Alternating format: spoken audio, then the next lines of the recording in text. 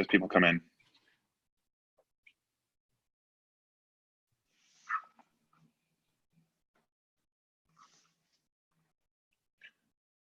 Awesome.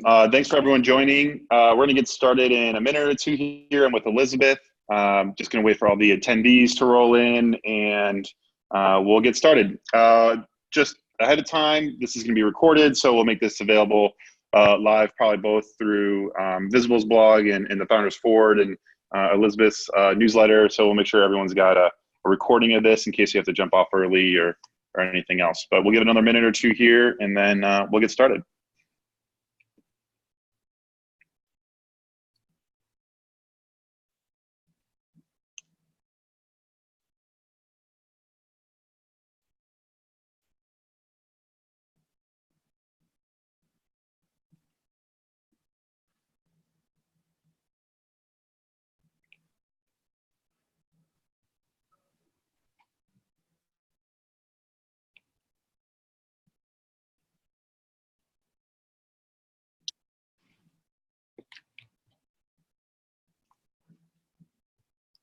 All right, I'm going to pull up the deck and we can get this thing rolling here.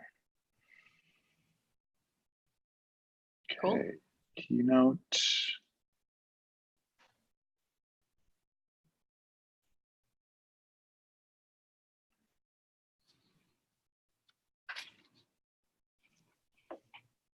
All right, fantastic.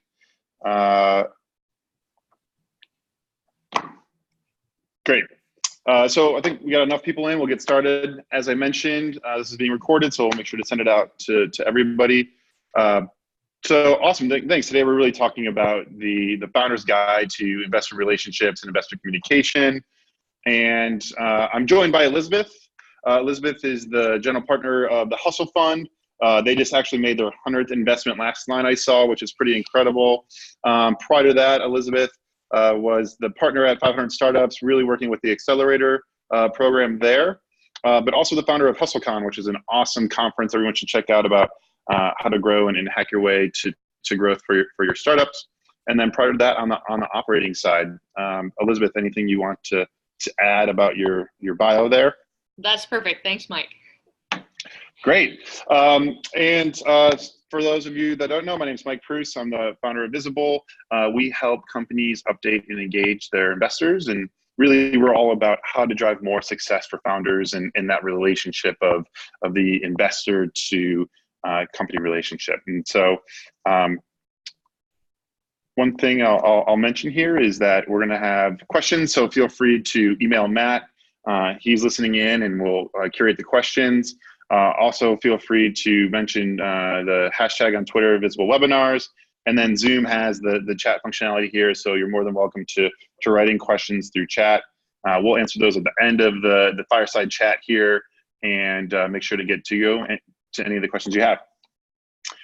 So today we're going to cover a couple of things. One is like how to reach out and get that investor meeting, how to pitch your company effectively, how to stay top of mind with those prospective investors, sending consistent investor updates to make that next round of financing a little bit more painless, and then leveraging your investors' experience and networks to get the help that you really need at the end of the day.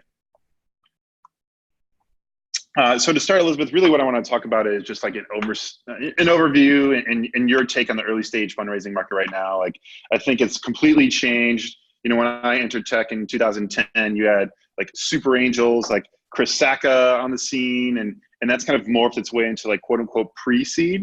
And I think a lot of interesting things have just transpired, and we'd love to get your take on just the general pulse of early stage financing for startups. Yeah, for sure. So actually, I think that is a great place to start. So like if you just take a look at history, in the 90s, basically your first round was a Series A. And then in the 2000s, you had a seed and then a Series A. And now actually what we're seeing is what I would call pre-seed, seed, post-seed, or some people call it pre-A, and then you have A. What's really happening though actually is just like the nomenclature for every stage has shifted. But one thing that I would say is that it's never been easier, and it's still challenging, but it's never been easier for founders to get get investor dollars because there are more people to pitch to. And so that's kind of the high level takeaway. Yeah. That's awesome. And let's talk about like geography as well. So you mentioned a ton of dollars. Like it seems that 5 years ago, you're talking to an investor in Sand Hill Road or San Francisco, and it's all about like activity happening in the Bay Area and San Francisco, and you got to have your company here. And now it seems that that sentiment is changing, where a lot of investors are looking for opportunities outside of the Bay Area. Yes. Companies are setting up primary headquarters and secondary headquarters and other areas, or even like skipping the Bay Area entirely. Like, what is your take on just like what's happening with the Bay Area specifically, and just the financing environment there? Yeah, I think the pendulum has definitely swung back the other way. 5 years ago, everyone said, you have to start your company in the Bay Area. We're not going to fund you if you're not here. I think these days, it's almost gone the opposite, where, oh, you're in the Bay Area, your cost structure is just too high. Why aren't you starting elsewhere? So it's kind of like you can never win. That being said, I would say it's very nuanced. So I'd say right now, the ideal that most investors are looking for, just as a vast generalization, is you're starting somewhere else, but you're building your network in the Bay Area, in the San Francisco Bay Area. Yeah. And you're setting yourself up to potentially not only raise your later stage funding here, should you need it, the Series B and beyond, or even Series A, but also that you are going to start building relationships here with potential employees who have, built scaled companies before, like, maybe hiring from Uber or Pinterest or Facebook or wherever. Yeah. Yeah. So it still seems that like that network of activity though is still so solid in San Francisco in terms of just finding like, co-founders, investors, and all of that. But the cost structure is just so out of whack, where it's like you can get so much more for your dollar moving, really. Yeah, and I mean, when I look at my own portfolio, and I blogged about this recently, actually, so many of my portfolio companies, even if they are based here in the San Francisco Bay Area, at least in name, they actually tend to have more employees elsewhere. And Yeah. elsewhere can mean elsewhere in the US. Like I have a company, it's a Series B level company. So they've raised a lot of money and you'd think they have a lot of cash, but actually they have more employees in Dallas than here, and their headquarters is here. We have other companies that are earlier yet that have essentially started offices outside of the Bay Area to really reduce costs. Like I have another company that's at sort of the, I guess you could call it seed plus stage. And they have a lot of employees in Nepal, for example. So I think that is kind of, I don't want to call it a special sauce, because obviously there's no one way to build a company, but that is like sort of an appealing story to investors these days. Yep, that's awesome. And then we touched on your 100th investment, and congrats on that. That's pretty awesome. For those of you listening that aren't familiar with Hustle Fund, their take is pretty interesting, in that they invest in quote unquote like hilariously early stage companies and put them through a 6-week program where you're going to get a $25,000 check, but then work with Elizabeth and the rest of the team pretty intensively over those next 6 weeks. As kind of like I guess a mini boot camp, but and let me know if I'm doing a disservice to that, Elizabeth. But I'm just curious, like, since you guys are pre-seed, I think what you are looking for is probably very different. So, like, what are you looking for when you're evaluating a company? Is it the market? Is it the team? Is it traction? Is it founder market fit, product market fit? Like, what are you really looking for when you're like talking to some of these like hilariously early companies? Definitely not product market fit. So this is going to definitely be only applicable to us. Other investors look for totally different things. But I think just as a quick preface, so my 2 business partners and I, like we've all been founders, or my 3rd business partner was very early at NerdWallet.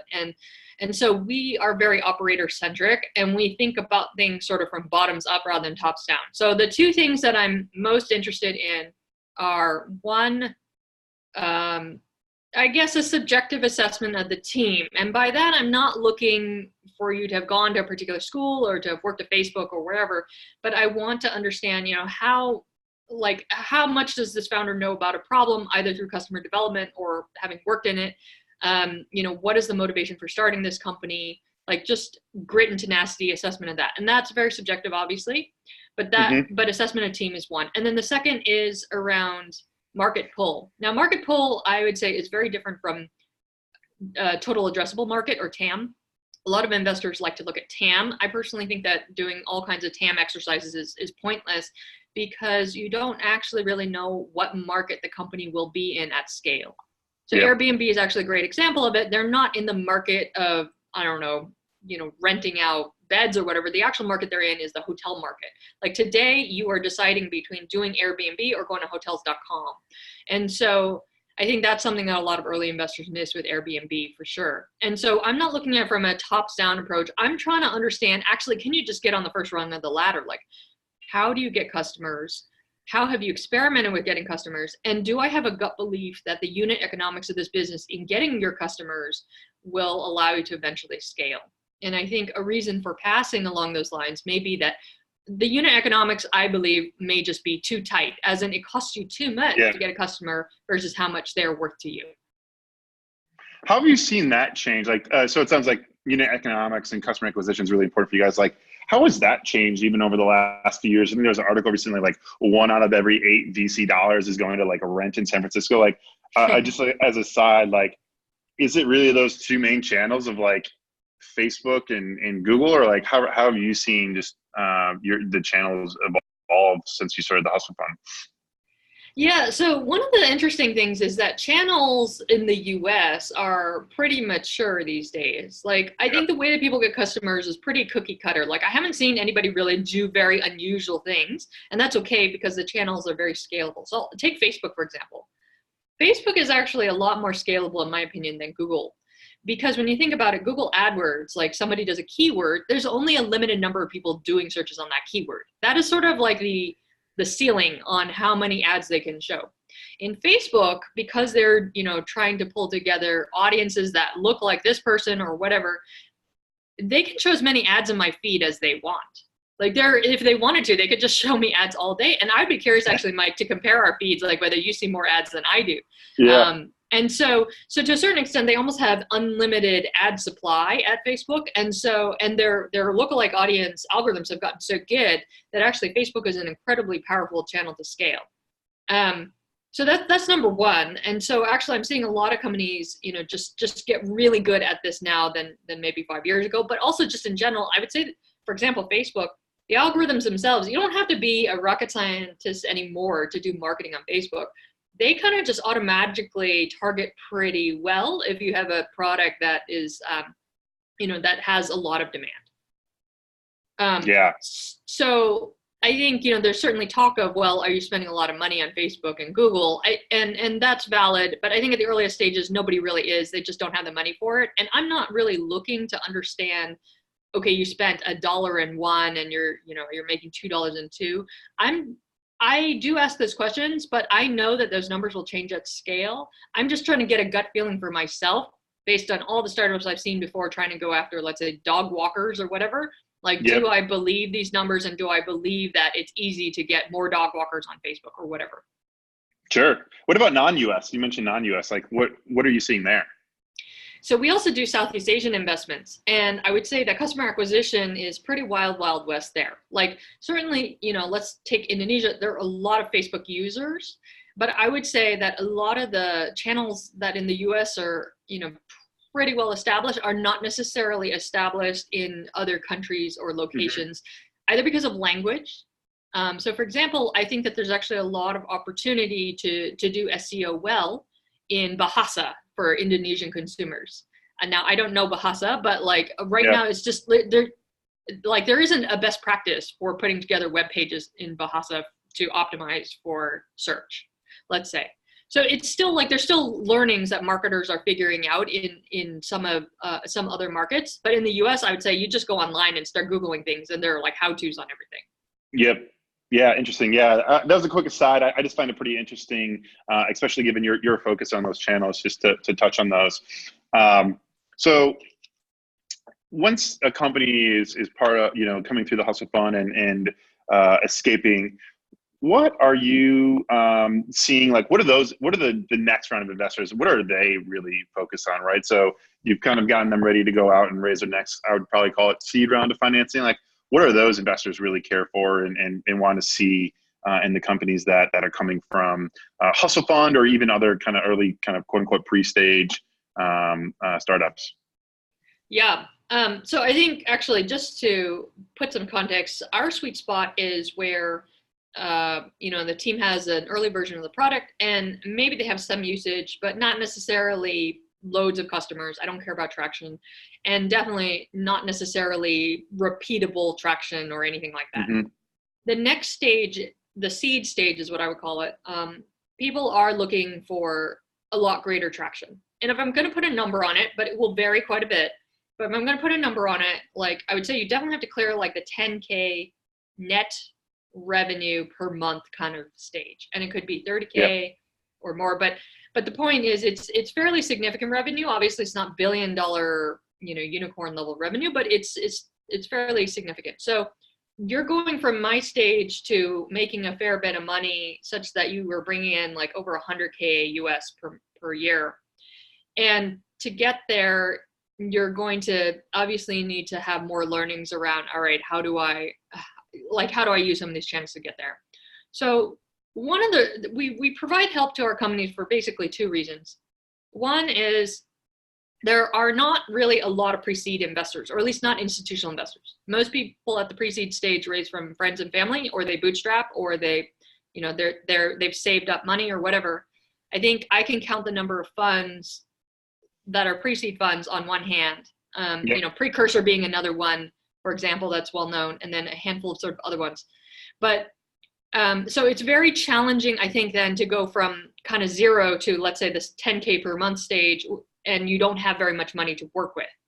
And that's like one area of help that we provide for our startups. And then I think the other one is, especially because so many of our startups are not from the Bay Area, getting connected is always a challenge. So even if you get to that level, then the question is, well, how do you break in? And so that's sort of the other way that we're able to help our startups, which is, we know everybody around here and kind of the nuances of what they're looking for.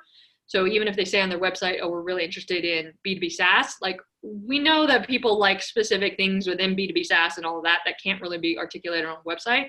Yep. And so we very often work with our companies to kind of pull together a short list of investors of, hey, these people would be really interested. These people are not interested for these reasons and whatever, just because we have those coffee conversations with investors here all the time. That's awesome. I think that's a great segue to the next. My Zoom is freaking out here. Awesome. So I think that's an awesome segue to like how to determine what investors you should talk to and to how to get a meeting. So I think really this is about, I think most investors and companies feel that like cold outreach, you kind of see the like, 1 in 1,000 that's like, did an awesome cold outreach email to an investor and they end up investing in that round. But I think for the most part, getting in front of an investor is usually some sort of networking, a warm introduction, coming from another founder referral. So like for you, I would love just to get your take on what's a common mistake that you're seeing some early stage companies, call it pre-seed to seed, that they're making as they are looking for investment, whether it's like targeting the wrong investors, taking the wrong approach. Like, what do you think are like a couple of the common mistakes that companies are taking when they're looking for that first, seed round or institutional round? Yeah, it's a good question. So I think basically your question is two parts. So let's talk about how to get a meeting. So I think these days it's still challenging, but I think it's possible to get a meeting cold. And when I look at kind of all the emails that I get that are cold emails, like 95% of them are terrible. And a big reason, like the number one reason they're terrible, is people are basically trying to pitch their entire company in that one email. Yeah. You're not trying to get an investment off of an email. You're just trying to get a meeting. So basically, you actually want to do the opposite and make it very concise and very compelling as to why somebody should spend, let's call it 20 minutes to talk with you on the phone. And that, I think, is probably the number one mistake that people make when they cold email. Just the emails are not very compelling and they're just way too long to read. And so I think just quick rules of thumb, like it should be readable on a phone. Like investors are often on the go going from meeting to meeting. So they should be able to at a glance see it. and just have a couple of bullet points. Like maybe you've got a couple of marquee pilots, maybe you have specialized knowledge about something, maybe you have traction, whatever it is, just a couple of interesting bullets and basically a one-liner about what your business is, not like one paragraph, and then one strong call to action, like what is the best way to chat for 20 minutes or something.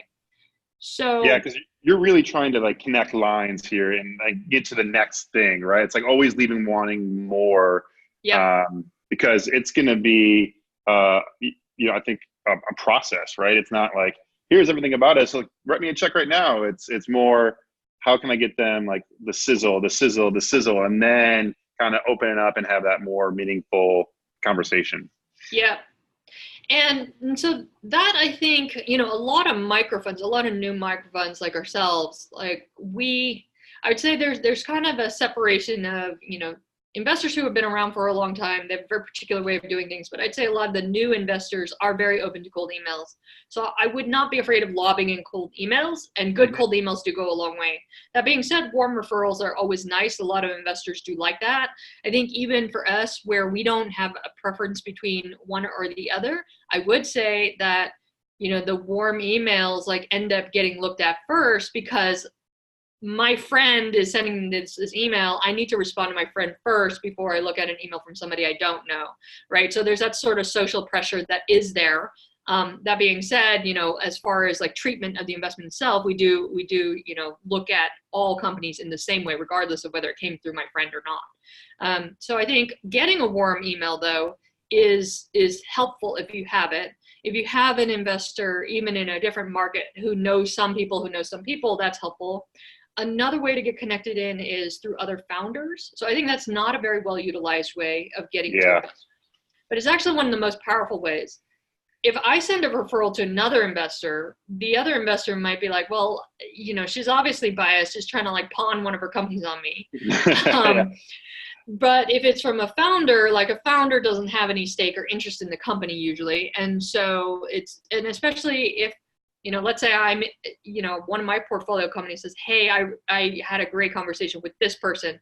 And if this is one of my star founders, I'll be like, oh yeah, that person probably has great taste. So I think getting warm referrals can happen through a number of different ways. And these days, I think with more investors and more startups happening elsewhere, you can get those warm referrals to the Valley even through companies that are in your own city, right? Like if there's a well-funded company in your city, get to know them and maybe they can introduce you to their investors here.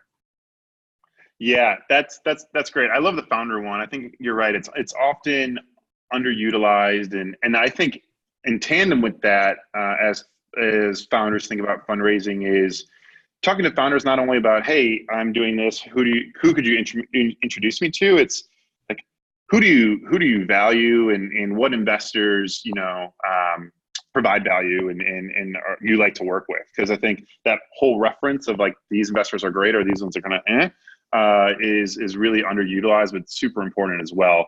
And that kind of leads me to my next question, which is like, I think from founders, you hear this thing of like, if you have a bad feeling about the relationship with an investor or potential investor, don't take their money. But a lot of times you might only have one term sheet or one offer. Like, how do you navigate that? Like, is it like turn down all money, turn that money down? No, it's like not a great fit, or it's like without money we die. Like, what are your thoughts on like the investor founder fit and that relationship? Yeah, for sure. Just one clarification point on what I just last said. Getting intros through founders, I mean through founders who have taken investment from investors. Yes. Yeah. And so to get to this question, yeah, it's a good question, and there's obviously no hard and fast rule. So I'll tell you kind of a couple of scenarios. One is the scenario where, I don't know, let's say you're pitching your dentist, and your dentist is new to investing, and you don't really know your dentist or whatever, but your dentist decides to invest. I think if somebody is writing a small check and generally seems like an okay person, and obviously you won't know for sure, I think it's totally fine to take that person's money. You don't need, in fact, actually most people in your round, they do not need to be well known. They do not need to be value add. I think there's a lot of value in taking passive. Some people call it dumb money, but like, investors who will not cause you harm. I don't think there's a problem with taking most of your money in that way, actually. So there are a lot of investors in that category, people who are not necessarily in investing into startups, not VCs or in tech per se, but dentists, doctors, etc. If they want to invest and they seem generally fine and not going to cause you a lot of problems, then great. Now, red flags might be if they are doing all this due diligence for a 10K check and they're just having meeting after meeting after meeting with you and calling you every night. Probably you don't want to take their money because they will probably be a pain in your side when they become an investor. And as sort of a side note, I once did have a dentist who was an investor in my company. He kind of freaked out when there was some bad news and wanted his money back. So these things do happen. Sometimes you do have to set expectations. And actually, one of the things that I've always done, whether it's, investors in my fund or even investors in my prior company, with people who are generally inexperienced in investing in startups, like I set expectations very heavily up front. Like, the chances of your losing your money here is incredibly high. And I just want to set those expectations. Certainly there is the opportunity where we may end up doing so well, but you should know that this is incredibly risky. And I think it's important to do that. And actually, I think, to be honest, that makes people want to invest even more. So that's one thought. Then the second thought is, all right, you have a term sheet from, let's say, a VC or an angel group or somebody, and the terms are really unfavorable. And you've heard all kinds of bad things about these people through the rumor mill. I would definitely not take that money. And the reason is, I guess one, it's a much larger check, the fact that they're giving you this term sheet. So they're more influential in your company than, let's say, a 10K check from a small angel. And then the second thing is, if the terms themselves are very, predatory, I've seen all kinds of terms. Like more recently, actually, with two of my portfolio companies, they had gotten term sheets from two different funds outside the United States, and very predatory terms, like, we will take over your business after 6 years if such and such doesn't happen, or whatever. And so things like that, you don't want to sign. Although you may need money, you can figure out other ways to bring money in the door. Maybe it's through crowdfunding, maybe it's by approaching smaller angels, maybe it's by somebody taking a side job or whatever. But these kinds of term sheets, while they may seem like a nice, easy way to bring in money because it's your term sheet's right there, like, in a couple of years, you could potentially lose your whole company that you've worked so hard for. That's pretty ridiculous. I haven't heard of that in a while. That's surprising. I mean, so these two term sheets were just crazy. Yeah. But I had another portfolio company a few years ago that took terms from a U.S. investor, and there was nothing predatory about that term sheet, but that U.S. investor didn't have a great reputation. That U.S. investor ended up basically firing the CEO because, when they're on your board and they have control, they can do that.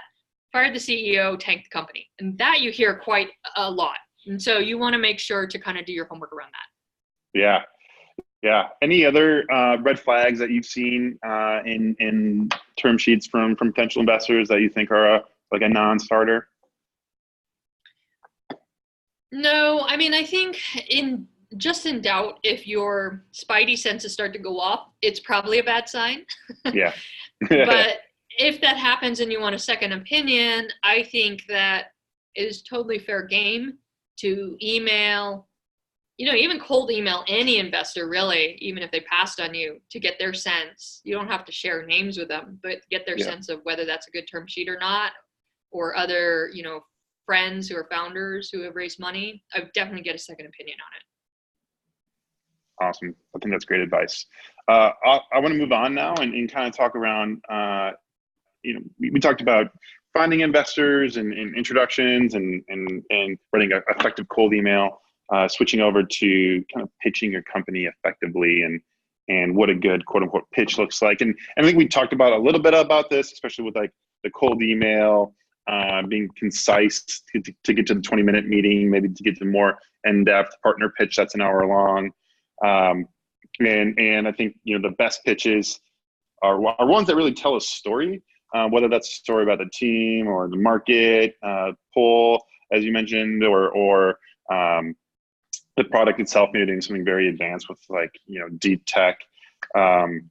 And I just, Elizabeth, what do you think makes like a good quote unquote pitch? I think like one of the things that you see is like I go in for a pitch, I'm 2 slides to my deck, and then all of a sudden people start asking questions, right? Which I think is a good thing, but like the deck gets blown up and all of that, like, and you're going from the appendix to slide 3 and all that because you kind of have someone. So like, what do you think best practices are around pitching your company effectively?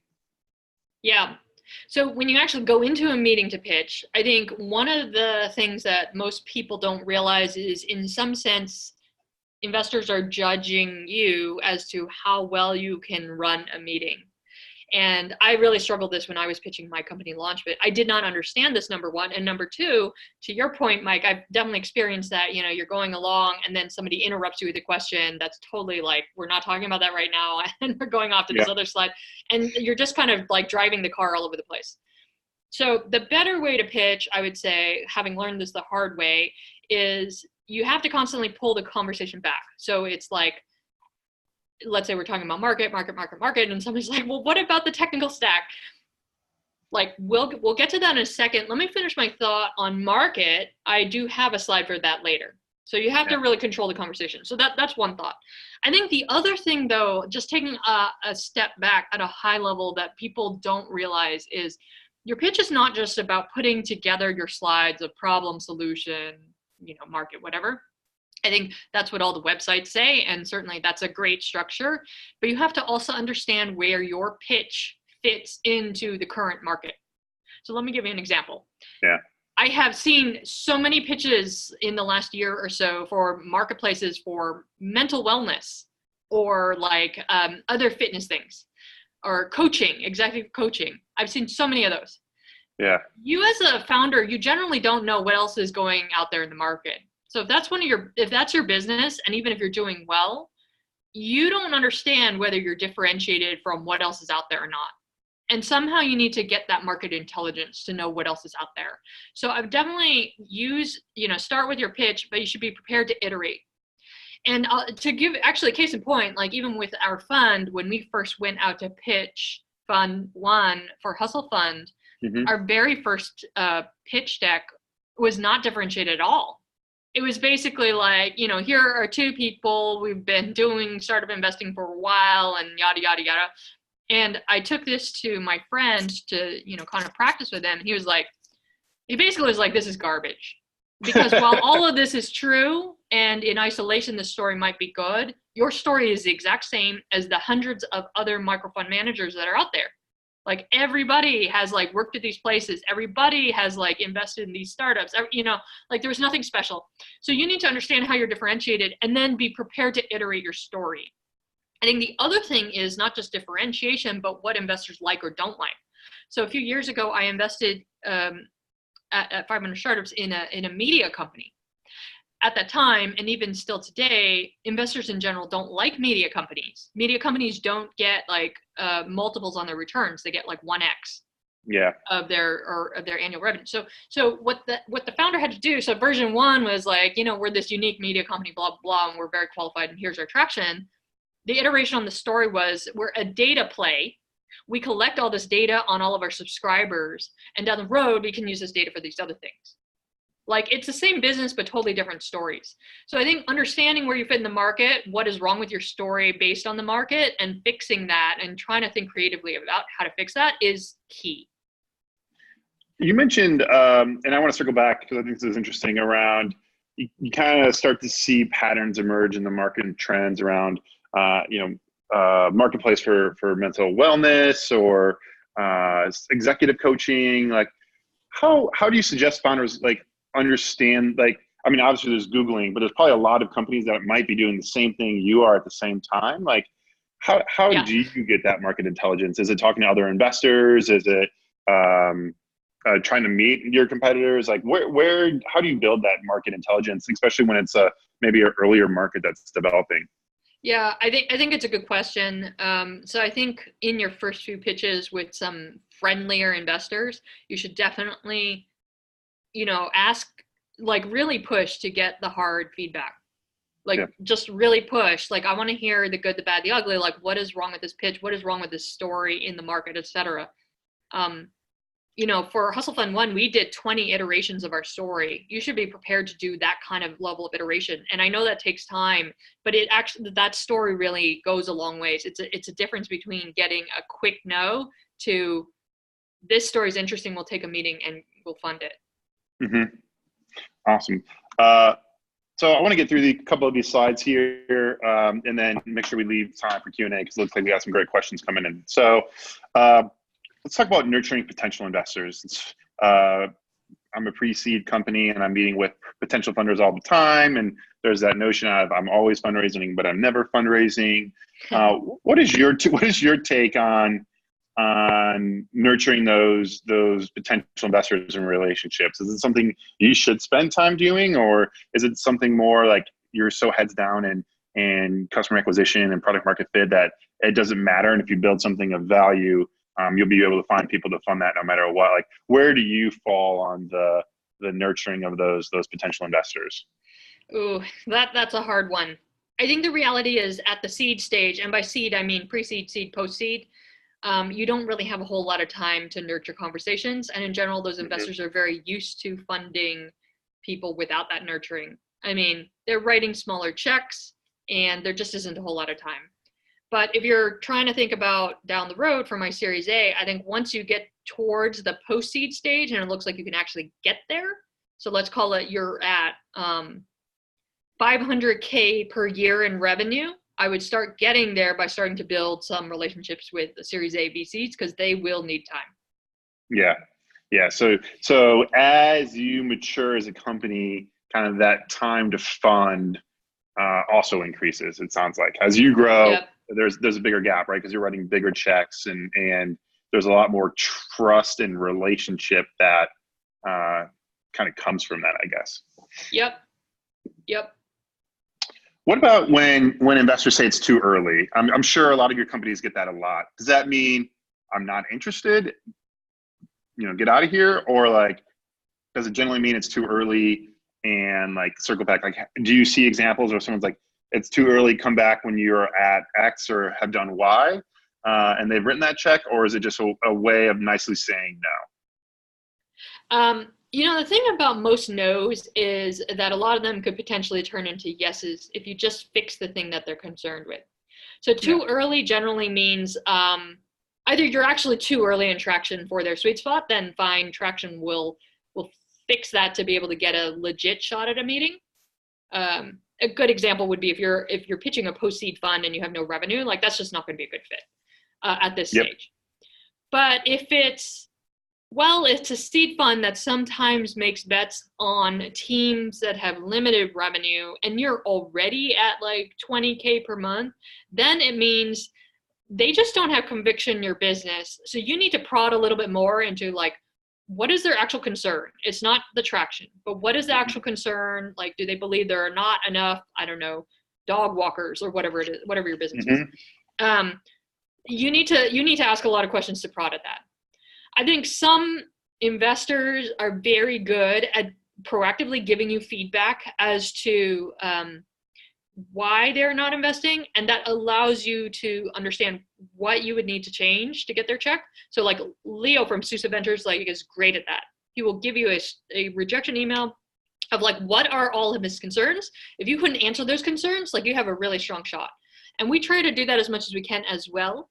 But most investors don't proactively do that. Part of it is they can't really articulate it. And part of it is that, I don't know, they don't have time to write that email. So you need to prod at that and get that and be proactive. Awesome. I think that's great. So let's talk about one final aspect here, and then I want to switch over to the Q&A because there's a ton of awesome questions coming in. So let's talk about building a relationship with your investors once you have them. It's that really funny relationship. I think it's probably one of the more interesting ones in the world where first of all, like the average relationship length you have with an investor is actually longer than the U.S. marriage right now. I think on average, it's like pretty close with like 8 or 9 years. So it's an incredibly important relationship and one that happens pretty quickly. And so I want to talk about, that relationship and and how to get the most out of it. Because I think it's one of those things where when I'm a founder and I'm raising capital, I'm doing all these different activities to try to attract investors and get them on board and eventually invest. And then once I have that capital, things are probably going wrong all of the time. And now I'm like not trying to talk to any investors because I don't want them to know like all of the bad shit that's happening in my company, because you just gave me all this money. And so it's one of those really interesting relationships that it kind of really has a role reversal, I think, and is really key. So what are some of your thoughts on how to really build a great relationship with your investors? Because and then we can get into the kind of the investor updates piece after this. But what are some ways that you like to build relationships with your founders and vice versa? Like how are they building relationships with you, and talk me through that a little bit. Yeah. So actually it's a bit counterintuitive, but I think the more transparent you are, even if things are not going well, and it's obviously very hard to deliver that bad news, I think actually the better relationship you will have with your investor. Now, of course, there's always some wordsmithing. It's like, well, we had a down month. We're doing XYZ in revenue. Our metrics are ABC or whatever. But at the moment, these are the things that we are tweaking, and that's why we're kind of here. We haven't had the chance to like focus on growth because we're trying to optimize, for that to prepare for that or something. You have to kind of like message why that is. And so that would probably, I think, be the best way to build relationships with your existing investors. And I find that my best founders do a great job of that. In contrast, a lot of my founders who are not as strong, like they do not send out, monthly reports or quarterly reports even. And so you don't know what's happening in the company unless like you as an investor are proactively pinging them. And then they just kind of go MIA. and then later when there is a big problem, investors are less excited to help you out. And I'll give you an example of where investors can actually help you out. It's like, let's say it's towards the end of the life of your company. Things are not going well. Maybe they can help you with like a small acquisition, or a small acqui-hire or whatever. So preserving, or, they, even if your company doesn't go well, they still may be interested in investing again. If you treat them, with the level of openness and transparency that they're looking for. Yeah, I think that's a big one too that we've seen with our customers, and we try to coach our customers on is like share bad news early and often, and don't let it metastasize, because the second it metastasizes and becomes a problem, you can't really fix it. Yep. And whatever you're going to share as a founder is definitely not the worst news they've ever heard. I can almost guarantee you that. But I think, don't be like, everything's on fire, we suck. What I like to do is like, hey, churn's high this month, but here's what we're doing to fix it. I think, showing how you're thinking about those problems and fixing them is great, but then also leaning on your investor to help fix those problems is really crucial as well. Even before, this kind of go back to fundraising now, but I've heard this from some customers is, you think you want to take some capital from an investor, send them an email with like 3 asks you have for them. Like, hey, can you make an introduction to XYZ for me? Or we're looking at this feature. What are your thoughts, or whatever that is? And if they jump in and start rolling up their sleeves and helping before they've written a check, that's a really good sign that when things are not going well post-investment, that they're going to still be there for you and really be to help you out through those challenging times. Cool. So I actually want to skip over to the questions here because we have a lot, and so maybe some of these we can rattle off. If that's cool with you, Elizabeth? Yeah, let's do it. Awesome. So I'm going to start at the top here, looking at my phone from all the questions. There are so many rounds of investment before Series A. How should you structure to stay below the 25% dilution threshold so you don't disqualify yourself from a Series A firm? So first off, I do see a lot of founders give away more than 25%. Even internally, we debate this all the time. My co-founder at Hustle Fund, Eric Bond, believes that if you give away more than 25% of your company by the Series A, it sets you up for problems. I think these days it's so common, it's almost inevitable. But if you give away more than 50%, then I would say you have problems. So somewhere between the two answers is probably right. Yeah. But I think just in general, being mindful of it is probably the first step. And these days with safes, I love them. You can get investments done quickly, but people are not very mindful, when they sign, because they don't know how much equity they've given away unless they calculate it. So I think the short answer is just be mindful of it and raise less. Yeah. Okay. Awesome. Are term sheets becoming more standard with like VCs in the Valley, like regardless of where the investment is being, I guess, I'm not sure what the second part of that question is being made, but like, are term sheets becoming more standard? Unfortunately not. So I think, documents like the SAFE or convertible notes were meant to be standard, but unfortunately what I'm seeing is a lot of investors are even tweaking them or doctoring them. So we try to keep it as standard as possible. Like we use the cookie cutter SAFE from the YC site, but I've seen many investors not. And then of course, certainly for equity rounds, there's nothing standard. How are they changing the SAFE to be non-standard from the YC site? I've just seen people like write all kinds of stuff in the SAFE itself. And I think my big pet peeve as an investor is like, look, for other investors, like, look, if you as another investor want a change, just put it in a side letter. And then everybody can just see very quickly, okay, these are the things you're asking for. That's different. Got it. That's smart. Great. Next question. What is your advice requirement for founders considering taking money from non-accredited investors? So beyond immediate friends and family, like diehard fans that love you or your friends. Like, is there extra paperwork?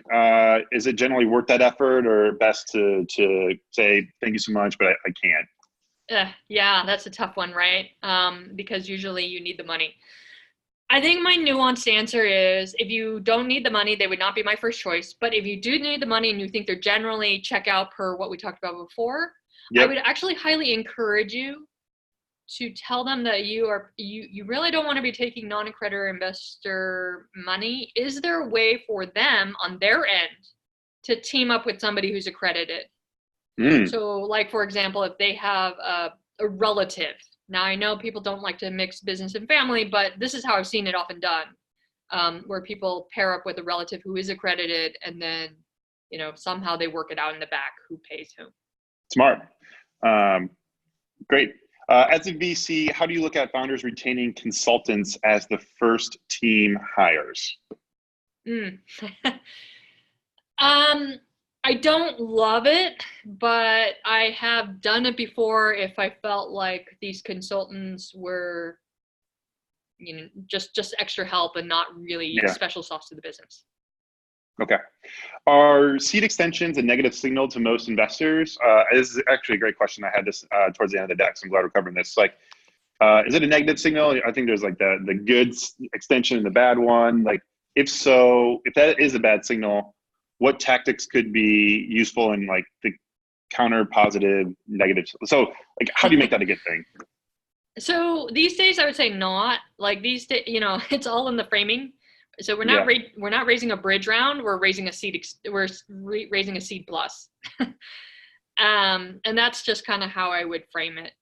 Or you could say, like, if you really do, like, if it's going to be hard to pump up the valuation between your seed and your seed plus, you can say to somebody, we're planning on raising a seed plus or a Series A in the near future, but for people who come in on this small tranche, we're going to give them a special deal at last round's terms. Okay. Something like that. Yeah, awesome. What are some of the emerging trends in recent venture capital practices that may go somewhat against like the traditional established VC wisdom, but could have like the potential to have an outsized impact for the industry in general? So I guess like, who is doing something different? If I interpret this question, like, who's doing something different in VC right now that you think has a chance to like have some staying power or change the dynamics a little bit? I see. I think it's less so about VC, but changing the fundraising ecosystem is, all the folks working on revenue-based financing funds. So Clearbank, Lighter Capital, a couple of others as well. I think that will be very interesting. Yeah, I saw an interesting spin. One of our customers, actually, Earnest Capital, they're Yep. providing it's kind of like revenue-based financing, but also then kind of gives the founders some optionality where if they do want to go and raise traditional venture capital, it's structured in a way that kind of makes it the best of all worlds for that founder. So I can kind of revenue, I can fund my business through revenue and revenue financing, but then if it's like this thing has some serious legs, I can go and raise capital, and then you actually wipe out the revenue financing, and I think it converts to equity like a safe. So I think there's some pretty interesting models that are starting to happen because I think founders are just a lot more options, which is really a good thing. Okay, we're going to do 3 more questions here, and if we don't get to your question, super sorry. We'll follow up through email to whoever asked it and get that answer back to you. On your investment model at the Hustle Fund, what has your experience been like working with the founders in the trenches on specific projects prior to making the final investment into their startup? I'm not sure I understand. We don't work with founders on projects prior to investing. Okay, that's good. Next question. Does the comment on, build your network in Silicon Valley, does that apply to other hubs as well? Like if it's not in Silicon Valley, does that apply to places like New York? Like, build a network in New York instead of Silicon Valley? Or do you think it's like always valuable to have some sort of network that's being built in the area? Yeah, so I think New York is hugely up and coming. If you're in New York, build it there. But if you were in a city where there is nothing happening and you had to pick, I think it depends, A, on your industry, and B, I think in most cases it would end up being Silicon Valley. Of course, if you're, maybe e-commerce or a media company, then New York would probably be better for that. But there's just still, I would say there are many, many more investors here. So if you are choosing one and you're not from any, then that's probably what I would pick at least. Okay. If a seed round is done on safes, do you call the first fund to commit a lead, or do they need to commit 50% plus of the round? This concept of a lead just like puzzles me these days. I see other investors calling themselves leads all the time, and they're putting in like 100K for $1 million round or whatever. So I don't really understand the concept of a lead anymore. I think I would just clarify nuance wise when people say you're looking for a lead or you are a lead, whatever the usage is. Like I would just clarify what that means. Does it mean they're putting in a lot of money? Does it mean they're setting terms? Does it mean they're comfortable like going in on whatever terms it is? Does it mean that they're comfortable like, I don't know, writing their own safe? Mm-hmm. There are just so many definitions. Yeah.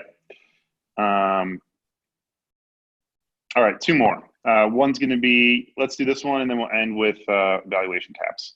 So we talked a lot about Facebook and Google in terms of marketing strategy and customer acquisition.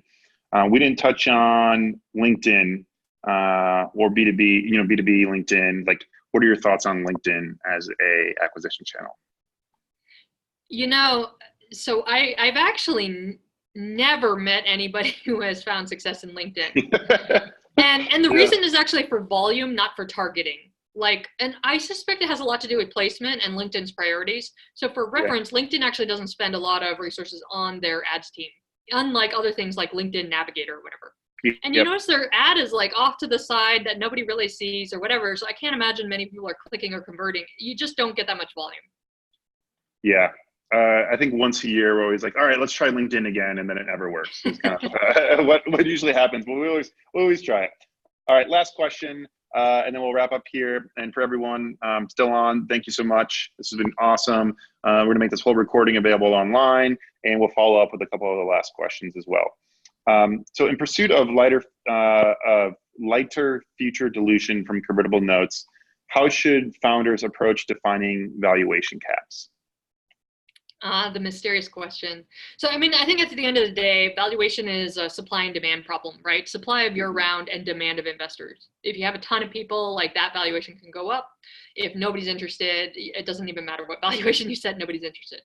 So the problem is you don't know a priori what the right valuation is. So what I would do personally for at least seed stage, I really strongly believe in tranche-based fundraising, namely test a small tranche first, see what the uptake is, and then go from there. So maybe it's on a convertible note. You set a pretty low valuation, and low will depend on what market you're in.